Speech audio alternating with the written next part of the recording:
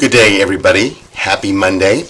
We are back at work and what have you, but I would also like to encourage and support all of your effort to take care of yourself and to take care of one another as we continue to battle the pandemic, but yet at the same time, we know that we are a people confident who trust in God's goodness.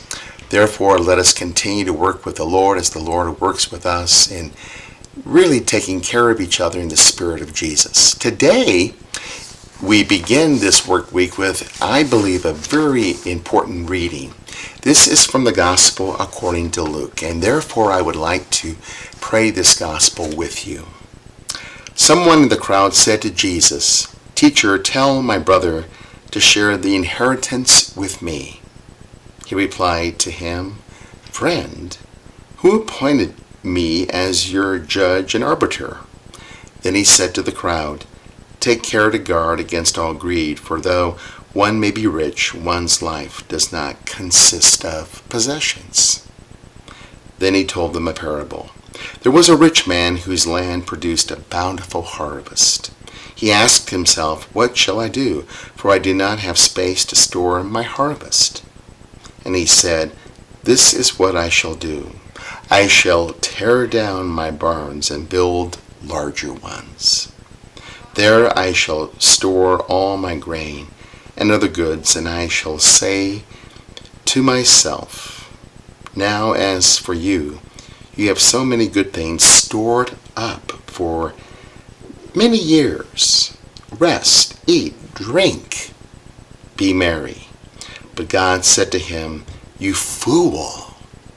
This night your life will be demanded of you, and the things you have prepared, to whom will they belong?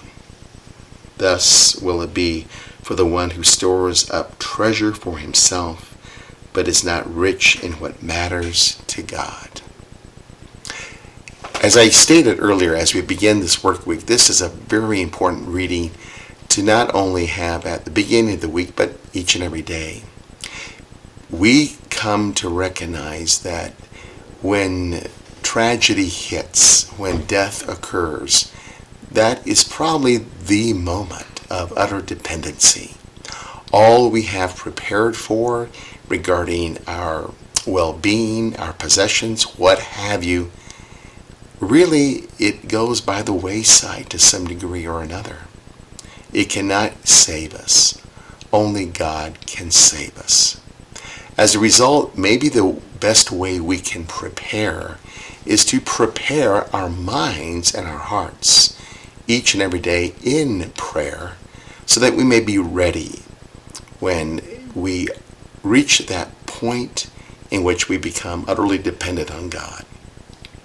It does not necessarily occur only at the moment of death, but like I said, any tragedy, but too, any real hardship in our life.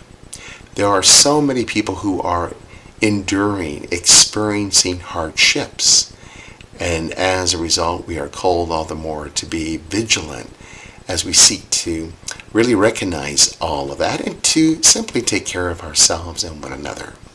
Today, then, let us again come to know that we need to spend time for our God. We need to create space for our God, because that is what, in the end, which will truly count and truly matter. Let us all the more then be vigilant, knowing that our dependency on God is one response to Christian stewardship. All is God's, including our very lives. Therefore, let us trust that God, who created us, will likewise save us.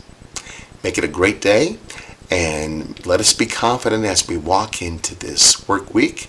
Let us be filled with joy, because the God that we praise, the God that we thank, is a God who is ever present, who nourishes us in every way. Peace be with all of you.